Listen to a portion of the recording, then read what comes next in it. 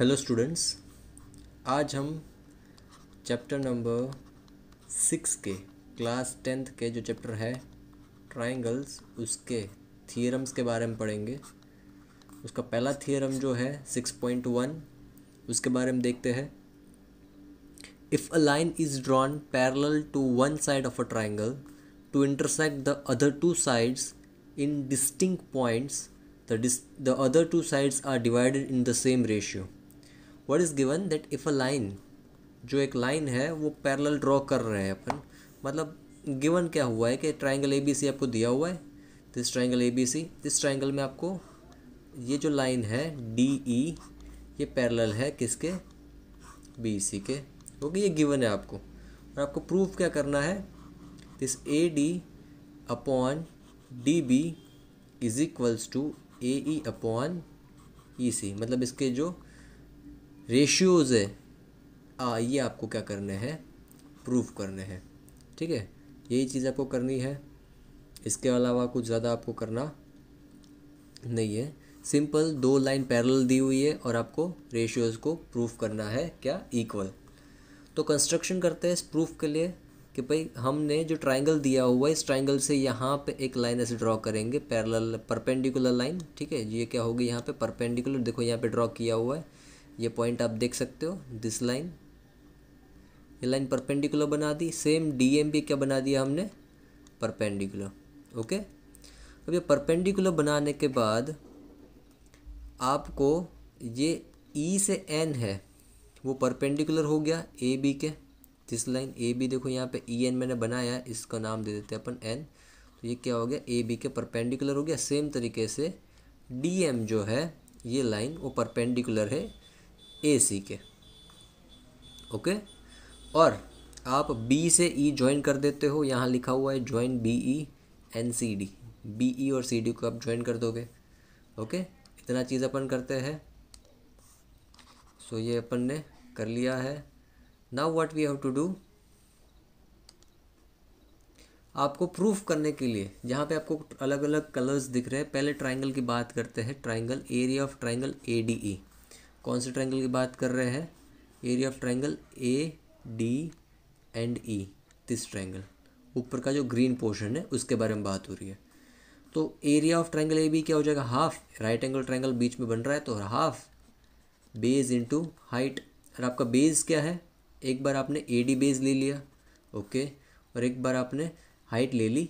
Base जो अगर A D है तो आपका हाइट क्या हो जाएगा, ई एन, तो लिख दिया ई एन।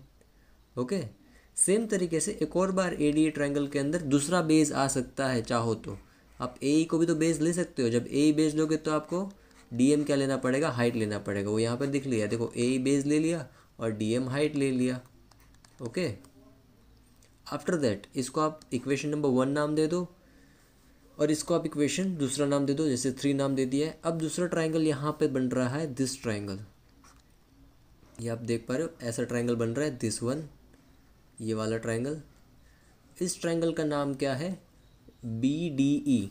तो area of triangle B D E क्या हो जाएगा, half, half into base into white.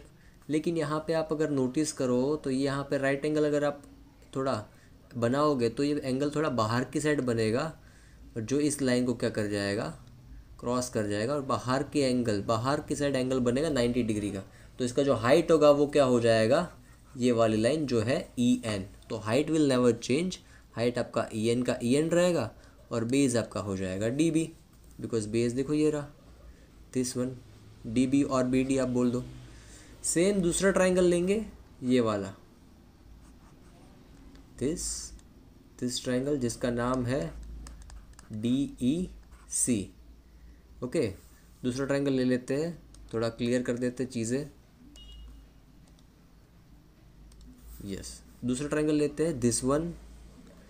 ये ट्राइंगल में अगर बात करें अपन तो इसमें भी half into base into height के बारे में बात हो रही है, लेकिन इसमें भी देखो हाइट है वो बाहर निकल रही है जो है डी एम, और बेस क्या बन रहा है, ई सी।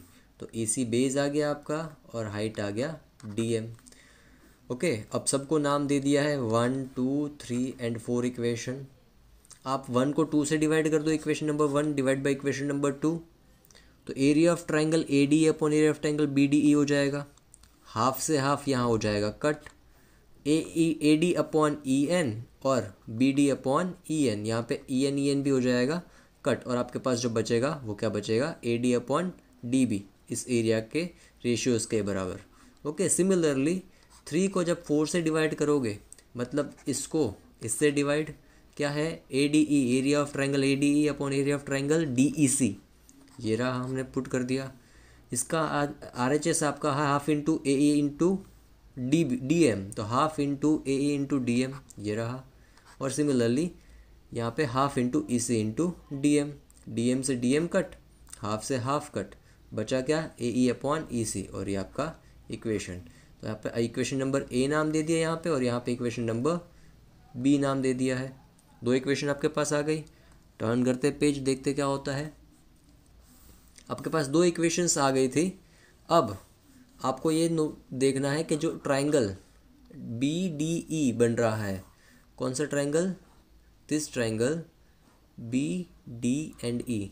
Okay, this triangle, I am talking about this triangle. ये ट्रायंगल आप देख लो, और दूसरा ट्रायंगल है डी ई सी, दूसरा है डी ई सी, ये वाला ट्रायंगल। तो ये दोनों ट्रायंगल देखो एक ही बेस पे है।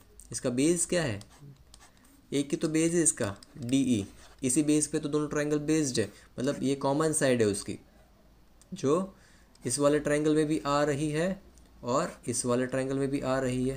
तो ये लाइन क्या हो गई, कॉमन हो गई, जिसका नाम है D E. Okay, and between the same parallel line, अच्छा यहाँ पे पैरेलल लाइन भी तो है, यहाँ पे एक पैरेलल लाइन है जिसका है बी सी नेम, और ये डी ई, ये और ये लाइन पैरेलल है, वैसे हमको क्वेश्चन में गिवन है ना, थियरम स्टार्टिंग में गिवन है, देखो ये रहा parallel. Okay, so same parallel given है, तो इसकी वजह से क्या हो जाएगा, जो area of triangle D B E है, इस वाले ट्रायंगल का area D B D and E, this triangle, okay, इस वाले ट्रायंगल का एरिया, ये 1 वाला है, इसका एरिया डी ई सी के एरिया के बराबर हो जाएगा। This area is equal to this area. Okay, जिससे अगर एरिया इक्वल है तो आप बोल सकते हो कि area of triangle D A D ई, ऊपर वाले का अपॉन डी बी ई था, अब वो area of triangle A D E upon D E C हो जाएगा।